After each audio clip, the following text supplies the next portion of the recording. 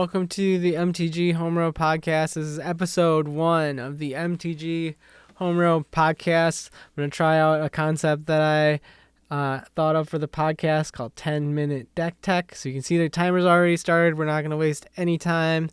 The first deck that we're going to go over is this sweet, crazy deck called Vintage Cube, the Commander deck, Storm Edition.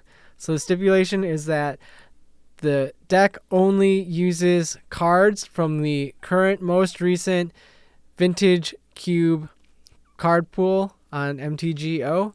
I used Cube Cobra to look at the Cube cards to build the deck.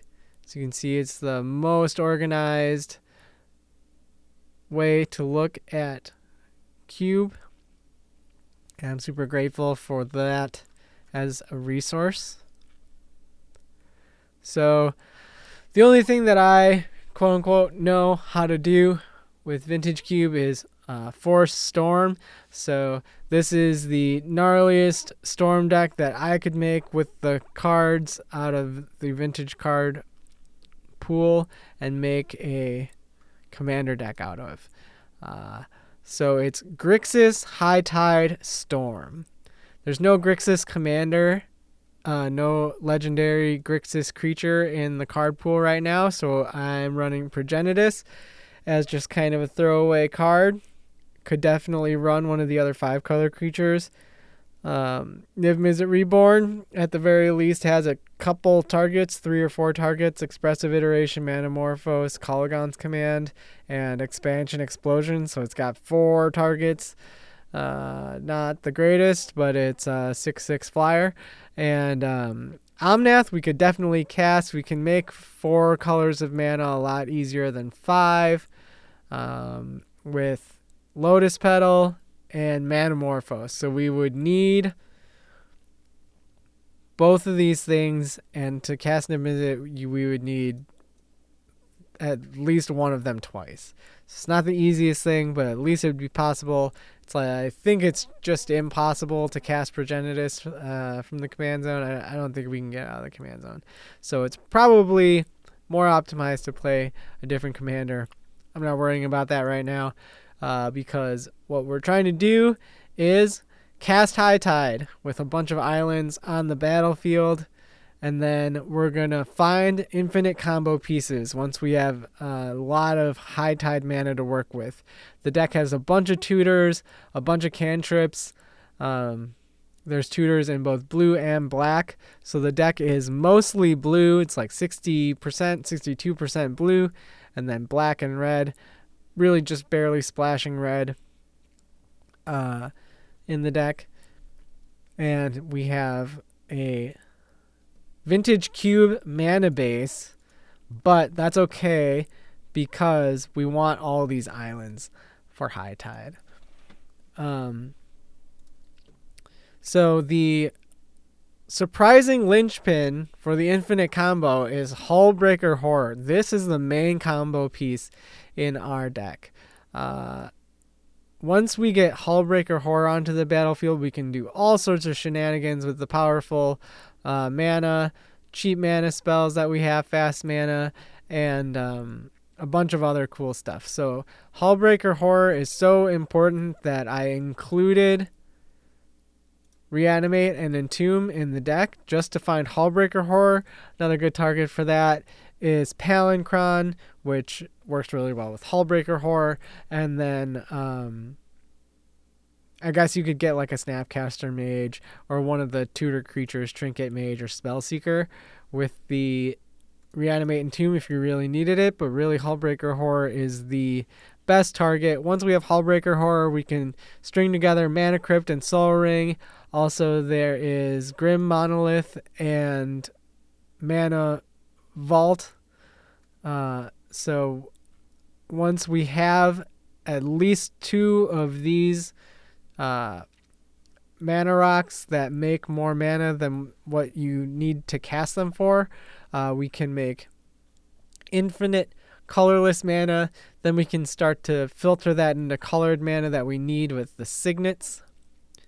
Once we have infinite mana, we can do all sorts of shenanigans. You can use Phyrexian Metamorph to copy your Hullbreaker Horror, and then you have 2 Hullbreaker Horrors, so every time you cast a spell, you can return target non-land permanent to its owner's hand, so you can just bounce every other non-land permanent without breaking your combo loop.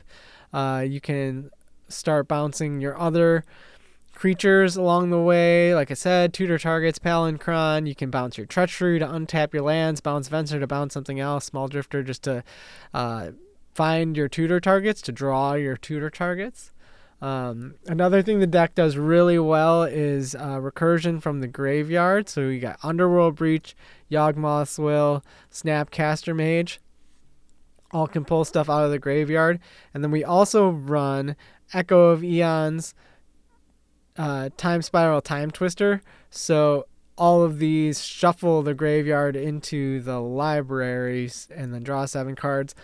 And the hand, so shuffle your hand, graveyard, and library. Everybody does this into their library and then draw 7 cards. So at the very least, you have a chance to draw stuff in again if you went for it early, maybe made some value decisions to go value high tide and get some storm payoffs. You can use your storm payoffs to win. So Brain Freeze, Tendrils of Agony, and Mind's Desire are the storm cards that ended up in the deck.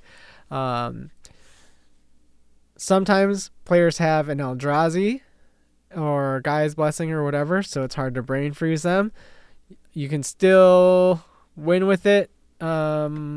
Potentially by making them draw cards at instant speed with like the Eldrazi trigger on the stack, but that's not very easy.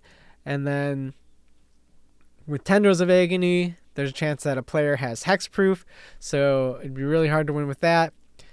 So the Mind's Desire can win with Storm because there's a Thassa's Oracle. So you could Storm 99 times, cast Mind's Desire, cast Thassa's Oracle, and win the game. There's a lot of counterspell backup, so you want to keep that for your combo. But there's only 13 creatures. I think the final deck, only 13 creatures, so gotta be prepared to take those early game hits, because if people find out that you're going infinite, they are going to attack you. The deck comes in at a super hot $15,000, $15,500. So it is not super accessible. I'm using Card Hoarder loan program to play the deck, but it's like $10 a week almost. So I got to get some content with this real fast, and film the infinite combo going off. So check out the Substack article for a pretty thorough breakdown of the deck. The MTG Goldfish deck list, which there's a link to in the Substack article. On the first image here links to the Goldfish article. And there's a primer here and some tips and the swaps that I made. So you can check out the article for a super thorough breakdown. Some of the tips that I think are most important to keep in mind is to not be afraid to cast spells early, because you can get them, cast them from your graveyard or get them out of your graveyard one way or another. Don't forget to remand your storm spell. That's a really good tip. So if you're cast, you get to storm 30, you cast Brain Freeze, copies it 30 times, then you can remand it, cast it again, and get another 30 storm triggers. Don't wheel during Yawgmoth's Will turns. Save counters for defending your combo. Stacks is really hard to beat, so you got to tutor up Toxic Deluge or Damnation to beat Stacks pieces. So it's not super easy to beat Stacks. Ancient Tomb can kill you while you're trying to make infinite mana, so don't assume you can make infinite mana. And there's a bunch of other tips and tricks and swaps in the deck list. So check it out. That's 10 minutes. I don't know if this format's going to work for everything.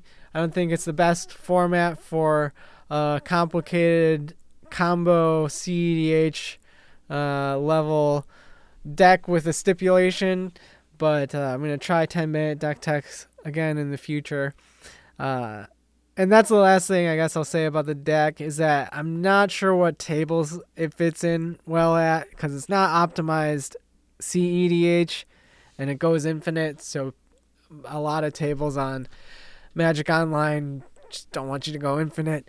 So kind of hard to know where to play the deck, but it feels a lot like Vintage Cube. So if you like Vintage Cube and Storm, I highly recommend giving the deck a try one way or another. If you have $15,000 to put it together, it'd be pretty sweet.